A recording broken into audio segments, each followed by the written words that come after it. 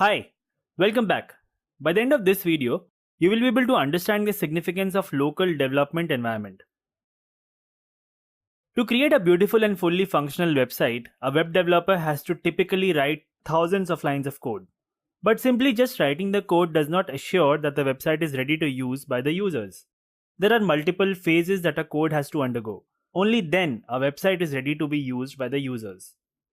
We first need to test the website on our own computer to ensure that there are no bugs or errors and all the functions and features of the website are working smoothly.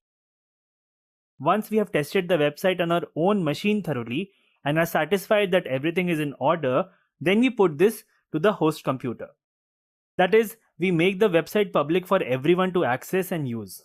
Our own computer, in other terms, is also referred to as local. We will be using this term frequently throughout the training, so make sure that you understand and remember this term. And similarly, the host computer is generally referred to as server. In the previous topic, we saw that the host computers have special software installed called as a web server, which helps host websites. Now, how do we host the website on our own computer and how can we test the code locally? Does this mean we can have web servers on our computer because only then we would be able to open a website locally and test it for bugs? Well, the answer is yes. But our computer does not have the web server pre-installed. We need to download and install it.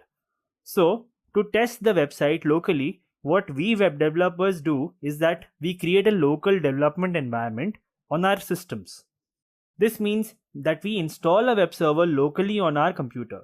And once we create a local development environment on our computer, it will behave both as a client and as a server.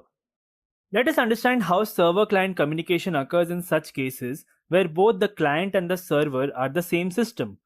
To understand this, let's look at the browser, that is, the client, and the web server independently, which are both installed locally.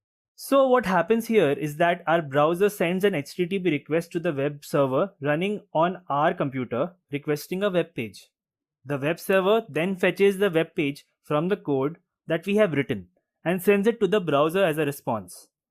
The browser then renders the response and displays the requested web page in a manner that can be understood and used by the users.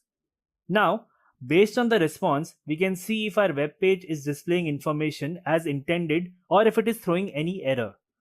Using this approach, we can test all the web pages of our website locally.